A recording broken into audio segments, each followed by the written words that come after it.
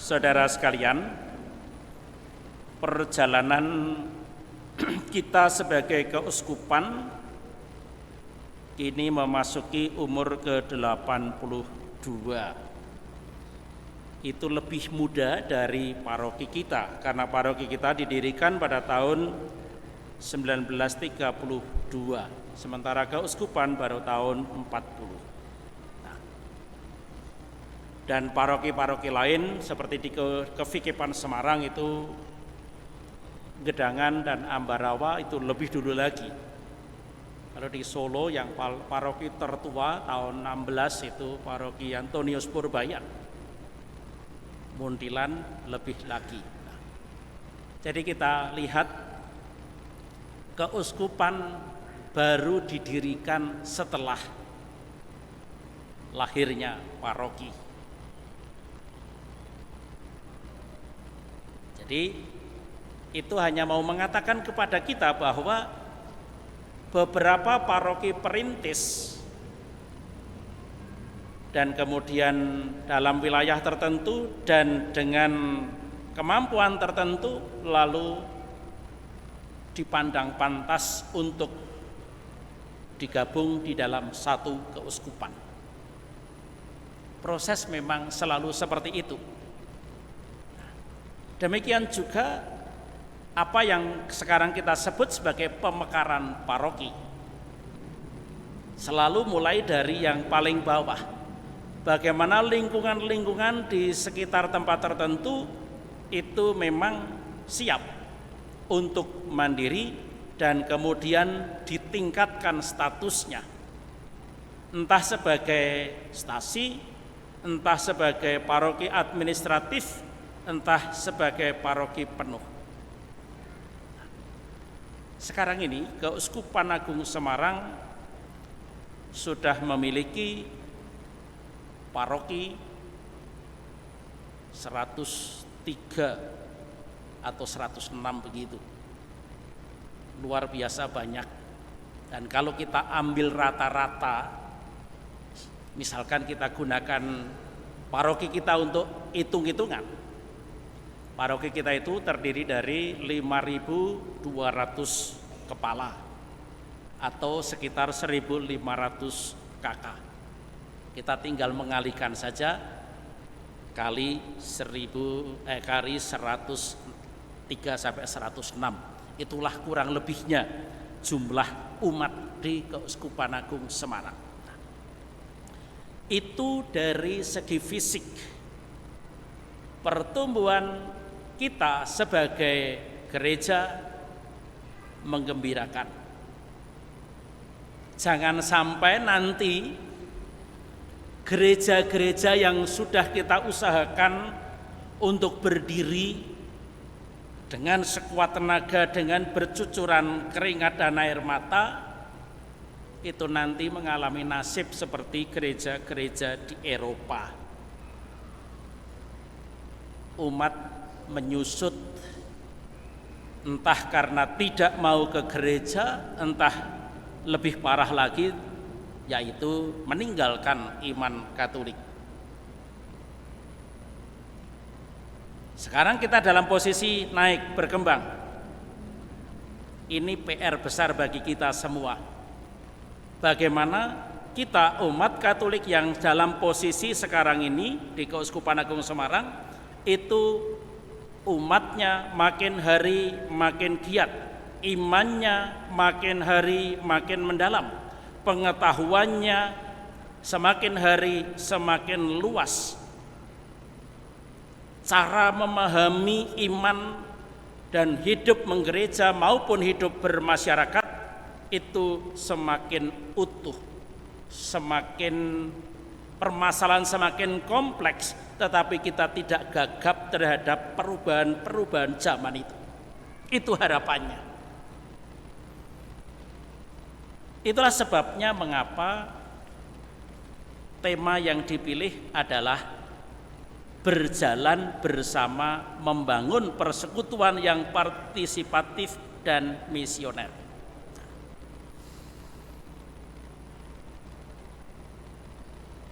Dari sisi fisik katakanlah jumlah gereja.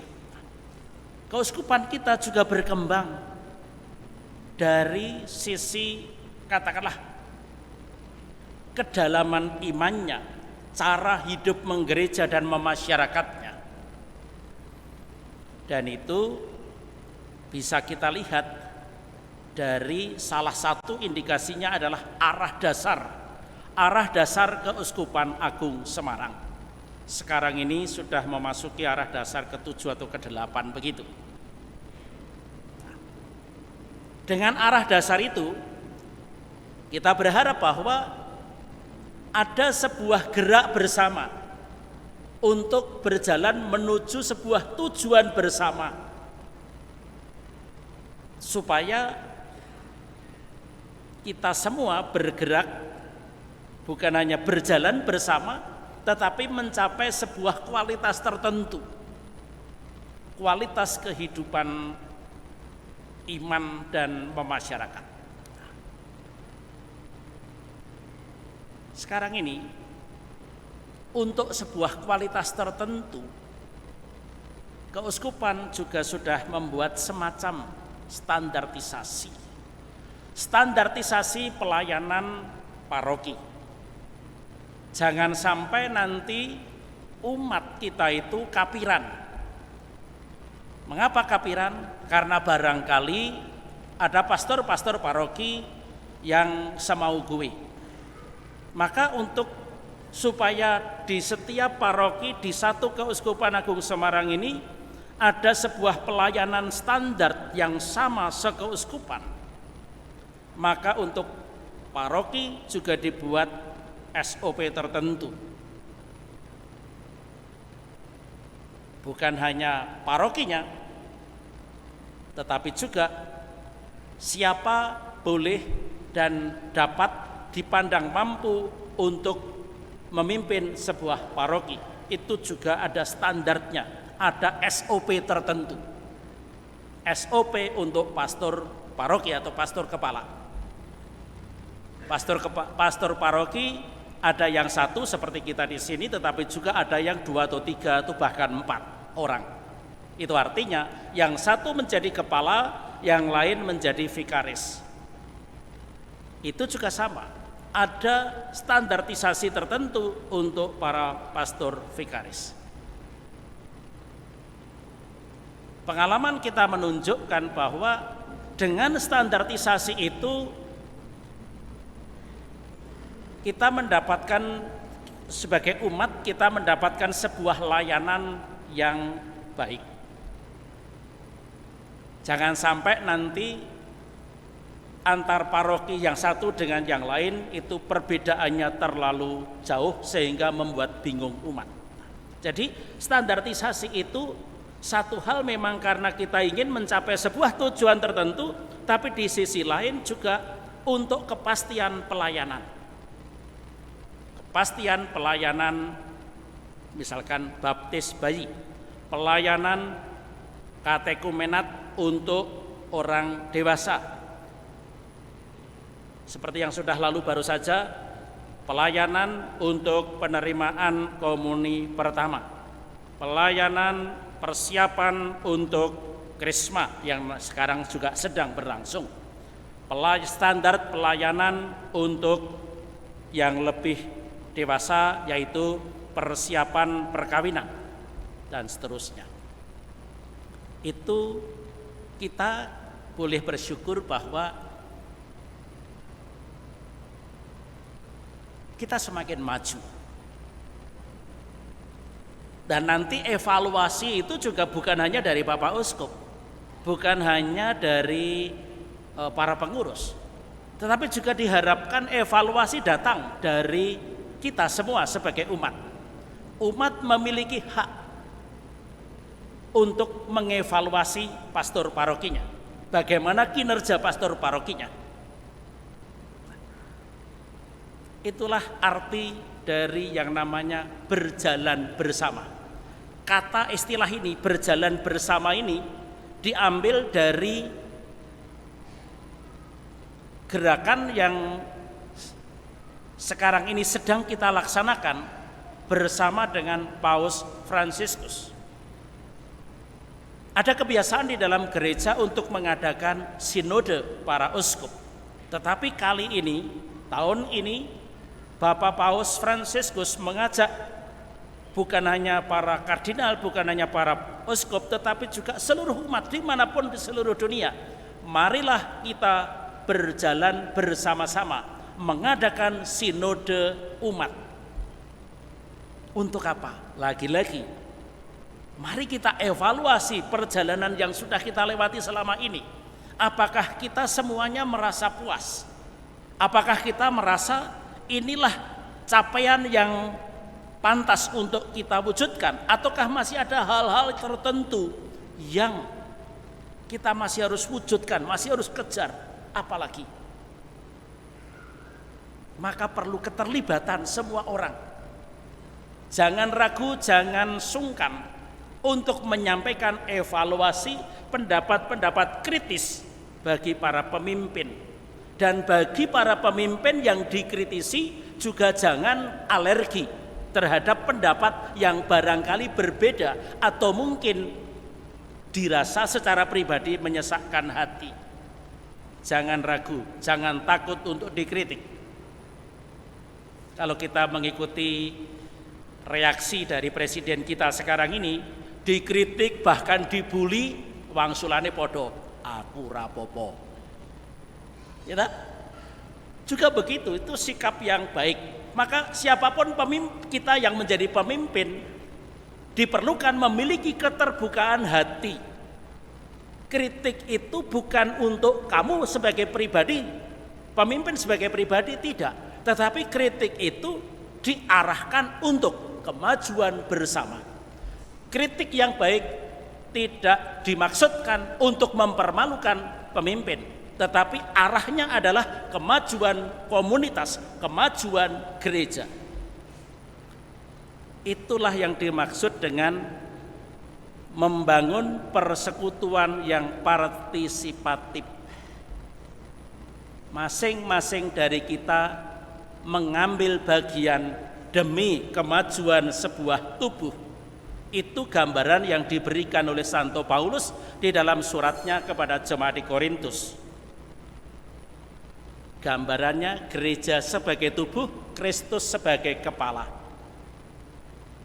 Dan kita ingin maju bersama-sama. Kemajuan yang ingin kita raih atau ingin kita wujudkan sebagai gereja tidak memiliki arti apa-apa kalau tidak bermanfaat bagi lingkungan dan dunia serta masyarakat. Itulah yang digariskan oleh Konsili Vatikan yang kedua. Gereja, satu hal yang digambarkan oleh Vatikan kedua adalah gereja ingin menjadi lumen gentium, ingin menjadi cahaya bagi bangsa-bangsa, ingin menjadi garam dan terang dunia. Satu hal. Yang kedua,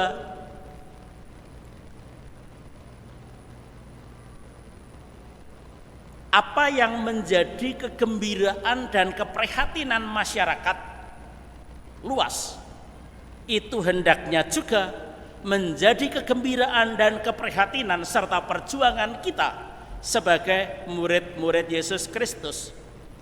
Itulah inti dari dokumen Gaudium et Spes. Jadi itu dokumen-dokumen sudah tahun 60, sudah lebih 50 tahun yang lalu itu dirumuskan. Maka sekarang ini mari kita beri bentuk yang lebih konkret. Itu bukan atau tidak punya arti kalau hanya disimpan sebagai dokumen yang berdebu. Tetapi itu harus kita aktualisasikan di dalam hidup kita sehari-hari, di dalam perjalanan dan perjuangan kita yang real sekarang ini. Di dalam perkembangan masyarakat yang tiap hari berubah ini, pertanyaannya bagi kita dan bagi masing-masing dari kita dan gereja adalah apa yang harus kita lakukan, apa yang sebaiknya kita lakukan sebagai orang Katolik. Maka orang Katolik tidak boleh ngumpet, tidak boleh bersembunyi, tidak boleh acuh tak acuh terhadap perkembangan dunia. Karena kita semua ada di dalam dunia, dipanggil untuk menjadi garam bagi dunia. Maka kita di lingkungan juga begitu, mesti ajur-ajir di dalam segala suka duka perjuangan masyarakat. Konkretnya apa? Kalau ada orang Katolik, pria dan wanita, dipilih oleh masyarakat menjadi RT, padahal dia sudah menjadi ketua lingkungan. Kalau tanya kepada saya, Romo mana yang dipilih? Jawaban saya, jadi RT. Jadilah RT yang baik, karena melalui pelayanan ke-RT-an itu kita dapat melaksanakan tugas misioner, mewartakan kasih, mewartakan kabar gembira melalui bahasa-bahasa dunia. Tanpa kita menyebut ayat kitab suci, tetapi kita dapat berbicara hal-hal yang baik, yang menyemangati, yang membuat orang lain optimis di dalam hidupnya. Itu satu hal, menjadi RT. Kalaupun kita tidak dipilih, berjuanglah untuk bisa dipilih. Dan nanti pada waktu mendapatkan kesempatan pelayanan RT atau mungkin sekretaris RT sekalipun, laksanakan. Itu bentuk kepercayaan masyarakat kepada kita. Berlomba-lombalah untuk menjadi garam bagi masyarakat. Mana yang paling efektif, itulah yang kita pilih. Jangan takut kalau Anda dipilih menjadi pemimpin. Maka kita semua di dalam gereja, mari kita berlomba, berlatih menjadi pemimpin. Dipilih jadi ketua lingkungan misalkan, mungkin suatu kali pada awalnya mungkin merasa ojo aku, mungkin merasa diplekoto, tetapi laksanakan. Ora apa-apa merasa diplekoto, ora apa-apa, tapi laksanakan dengan baik, jangan ogah-ogahan. Karena apa? Itu adalah pintu untuk latihan kepemimpinan. Karena siapa tahu nanti di dalam perjalanan ke depan nanti Anda akan dipilih menjadi pemimpin untuk yang lebih luas lagi. Saudara-saudara, bagi keluarga-keluarga muda, ajaklah anak-anak Anda untuk mulai aktif di dalam hidup menggereja. Mulai dari gereja, mulai dari lingkungan. Karena itu latihan yang baik. Untuk apa? Untuk nanti di sekolah, di kampus, menjadi pemimpin-pemimpin. Itu latihan yang baik untuk anak-anak kita. Jangan anak-anak Anda dikeloni terus. Belajarlah memberi kepercayaan kepada anak-anak Anda. Kalau anak-anak Anda itu makin besar makin dipercaya, dia bisa mandiri, itu sebagai sebuah arah yang baik untuk gereja masa depan.